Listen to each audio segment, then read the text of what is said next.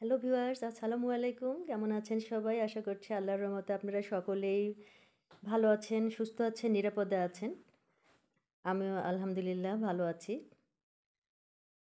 আজকে আমি তৈরি করব হচ্ছে সয়া মিট দিয়ে আ ভেজিটেবল কাবাব তৈরি করব। সেটার একটা প্রিপারেশন আপনাদের সঙ্গে আমি শেয়ার করছি। তো আমি সকালবেলা বাগান থেকে পুঁইশাক, কলমি শাক তুলেছি এই মিটটা রান্না করার জন্য।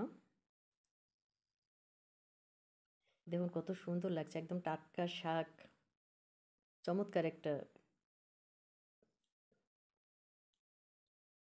আমার এই প্যাকেটে আছে ১৫০ গ্রাম। আমি এটার 50% নেব।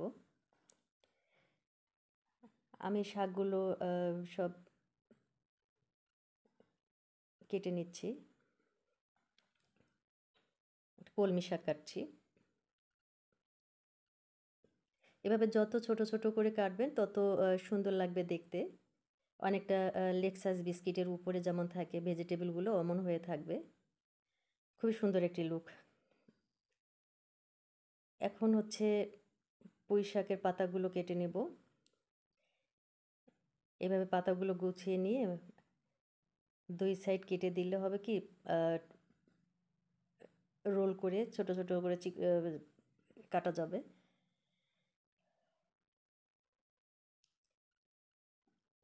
কাটতেও সুবিধা হবে এবং তখন আপনি যেভাবে কাটতে চাচ্ছেন, যে সাইজটা চাচ্ছেন সেরকমই হবে।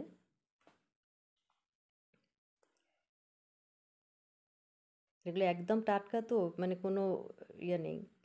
একেবারে নসপচা যাকে বলে আমাদের গ্রামের ভাষায়।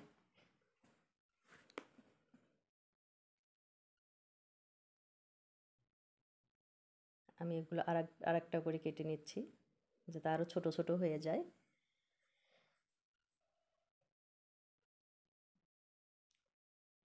এই তো আমার কাটা প্রায় শেষ। আমি এখন পুঁই, কলমি সব আলাদা করব। যদিও একসঙ্গে মাখতে হবে তবু আলাদা করে রাখলে ভালো লাগে দেখতে।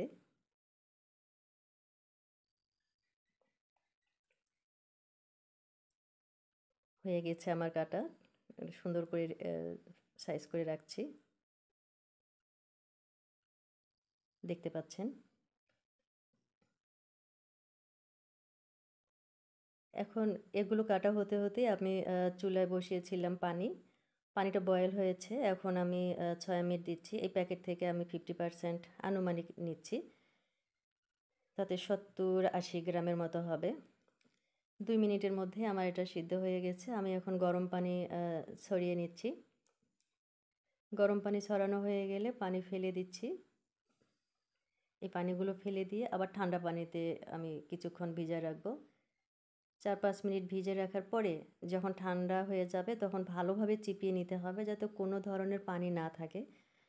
কারণ এটা যত চিপিয়ে নেওয়া যাবে, যত শুকনা করা যাবে ভিতর থেকে এর যে একটা স্মেল আছে সেটা আর থাকবে না। মানে বোঝাই যাবে না যে এটা সয়া মিট রান্না হচ্ছে বা সয়া মিটের কিছু একটা করছি। আমি এগুলো শিলপাটায় বেটে নিয়েছি। আসলে শিলপাটায় বাটার মজাই আলাদা। আমি যত ধরনের মসলা, যত ধরনের বাটাবাটি সব শিলপাটাতেই করি। উম বড় শিলপাটা আছে সেটাতে। কিন্তু আজকে অল্প যেহেতু সেজন্য ছোট শিলপাটায় আমি নিয়েছি। এভাবে সবগুলো আমি আ একদম মুছে, মুছে নিচ্ছি যাতে পাটায় কোনো ইয়া লেগে না থাকে। আমার বাটা শেষ। খুবই সুন্দর হয়েছে বাটা। একদম মানে মিহি হয়ে গেছে। এখন এটার সাথে আমি অন্যান্য যে উপকরণগুলো আছে সবগুলো আ একে, একে দিয়ে দিচ্ছি। এখানে আমি ৩ টা পেঁয়াজ এবং ২ টা রসুন নিয়েছিলাম এবং কয়েকটা কাঁচামরিচ। তাতে মনে হচ্ছে যে আ ১.৫ টেবিল চামচের মতো হবে আরকি সবগুলো মিলে। এরপর আমি কলমি শাকের কুচিগুলো দিয়ে দিচ্ছি। সবগুলো ভালোভাবে দিলাম। পুঁই শাকের পাতা,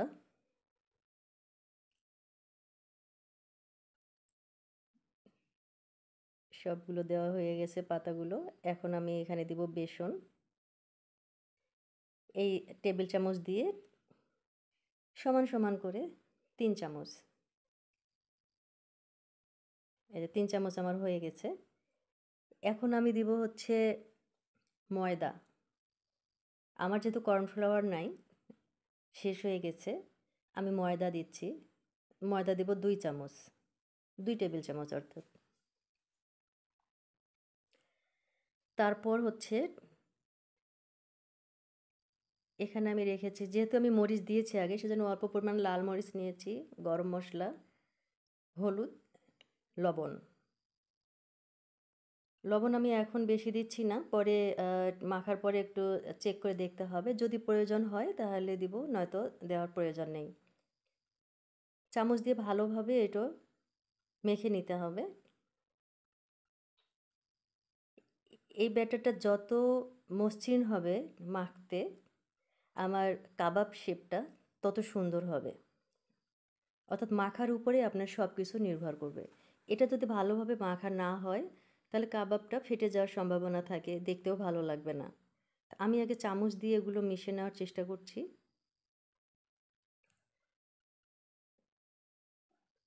চামচ দিয়ে মাখা হয়ে গেলে আমি এটাতে হাত দিয়ে মাখবো। এই যে আমার হাতে মাখা শেষ। আর আমি হাতে একটু ঘি মেখে নিয়েছি, 2 হাতেই অল্প করে। আমি এই শেপটা দেওয়ার চেষ্টা করছি। আমি আরও 2-1টা বানাই দেখার জন্য।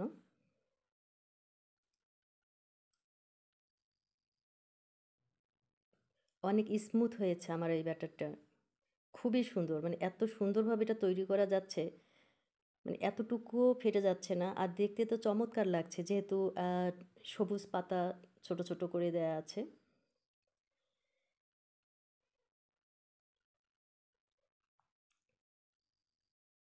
একটিও নষ্ট হয়নি, একটিও ফেটে যায়নি।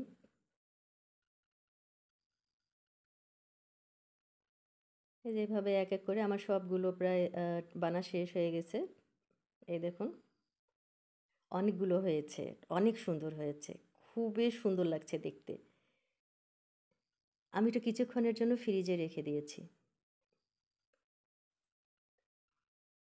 যখন আমি ভাজবো, তার কিছুক্ষণ আগে আমি এগুলো বের করে নিয়েছি। আমার ভাজা শেষ হয়ে গেছে। ভাজতে বেশি তেল লাগে না, হালকা একটু তেল দিয়ে ফ্রাই প্যানে আমি ভেজে নিয়েছি, এবং টমেটো সস দিয়ে, যেহেতু আমরা বাসায় গেস্ট আসছে, আমার ভাস্তি ভাই বোনরা আমরা সবাই আছি, আমরা এখান থেকে নিয়ে নিয়ে খাচ্ছি সবাই। আপনারাও চেষ্টা করবেন। এবং যে আরেকটা এখানে করেছি সাবুদানা দিয়ে। পাশাপাশি আমি এখানে মাংস বসিয়ে দিয়েছি, বাদাম ভর্তা মাংস করে রেখেছি রাতের খাবারের জন্য। মাংস সবেমাত্র দিলাম, আরও সময় লাগবে অনেক। আমি এটা চুলায় দিয়েছি, ঢাকনা দিয়ে রাখবো। তারপর বিকালের নাস্তা খাওয়ার পর পুকুরের মাছে খাবার দিয়েছি, মাছগুলো খাচ্ছে।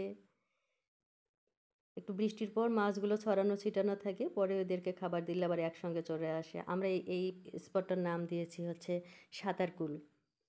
হ্যাঁ, আমাদের সাঁতারকুল এটা।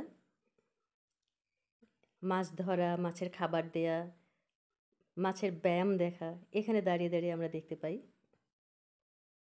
তো এগুলো আপনাদের সঙ্গে আমি শেয়ার করছি। আজকে আমার কাজের আংশিক শেয়ার করছি।